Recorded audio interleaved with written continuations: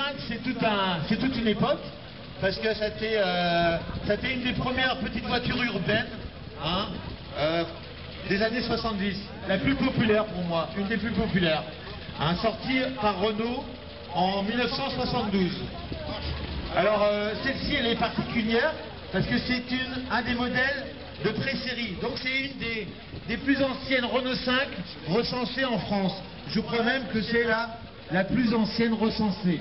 Hein, elle porte le numéro, quel numéro? C'est la 1014e. La 1014e. Donc c'est bien un véhicule de pré-série qu'on confiait aux concessions avant la vente des premiers véhicules.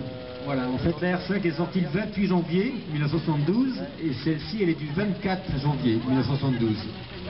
Et tu l'as retrouvée pratiquement à l'état d'épave cette voiture. Elle n'était pas dans un état d'épave mais elle était dans un champ et elle servait à mettre de l'avoine pour les chevaux. Eh ben dis donc, quand on la voit maintenant on dirait pas qu'elle sort d'un champ parce que elle est parue dans beaucoup de revues anciennes et elle est devenue célèbre cette voiture avec son intérieur orange. Donc je vais te demander de faire une petite présentation en faisant une boucle pour le public. Bon, merci encore à toi. Merci à toi Eric.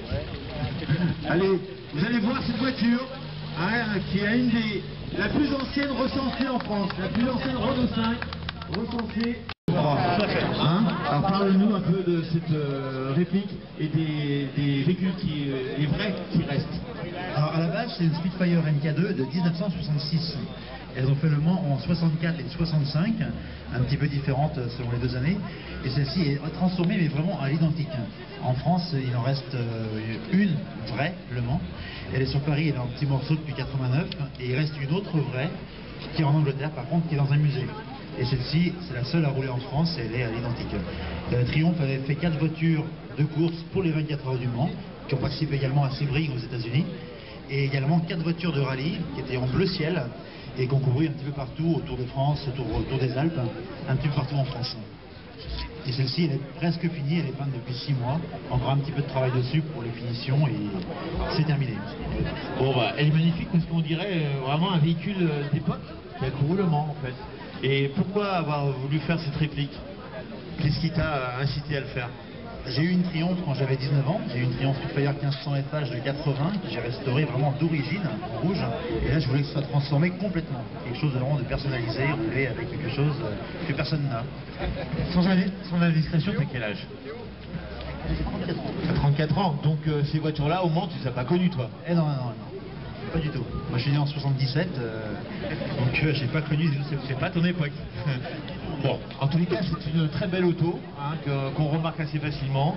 Et franchement, merci de participer à cette traversée de Rennes avec ce véhicule. Donc tu vas nous faire une petite démonstration pour le public. Tu vas faire une grande boucle comme les autres hein, pour présenter ta voiture. Et encore merci.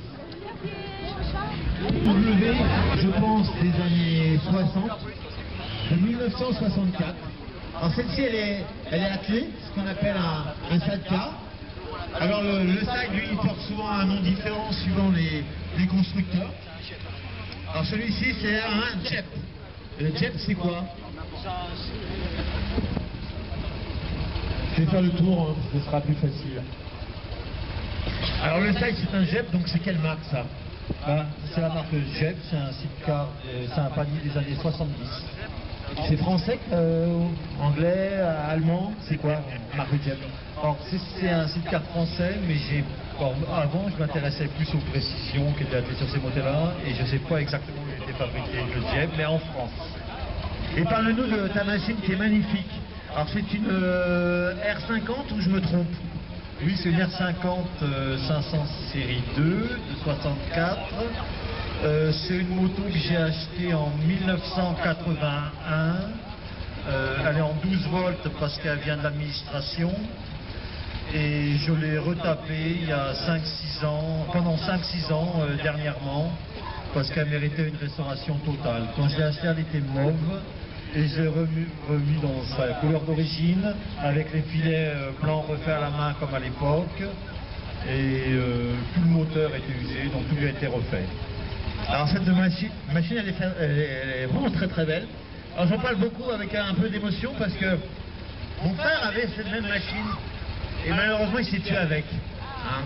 Donc pour moi c'est toujours un peu difficile d'en parler, mais j'ai toujours été, j'étais ado à l'époque et ça m'a toujours marqué, quoi. Cette machine fantastique.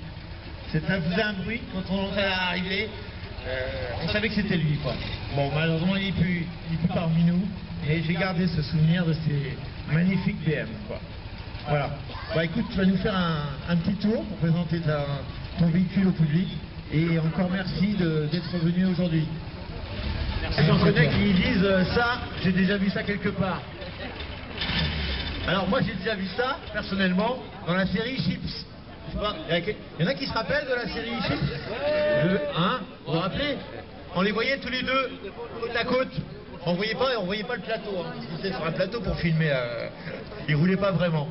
Alors celle-ci, je pense qu'elle vient des... Alors d'abord, c'est une Kawasaki, elle vient des États-Unis. Alors on va demander aux propriétaires qui nous en disent un peu plus. Contrairement à ce qu'on pourrait croire, les motos de la police américaine étaient des Kawasaki depuis 73-74 jusqu'en 2002. Celle-là, c'est une moto qui était en exercice encore sur Rhode Island en 2002. Elle est en exercice encore en 2002 aux États-Unis, dans la police américaine. Et moi, je l'ai récupérée. Bon, je suivais un petit peu quand j'étais gamin la série Chips. Et un jour, j'ai vu sur... Pas de toi, rassure-toi. J'ai vu sur eBay cette moto à vendre et j'ai fait une enchère et je l'ai gagnée, pas très cher d'ailleurs. Et elle appartenait à un diplomate anglais qui l'avait rapatriée en Angleterre. Et comme elle était devenue anglaise, j'ai pu la faire immatriculer en France. Donc voilà un petit peu l'histoire de cette moto. C'est comme histoire, ce que tu nous racontes là.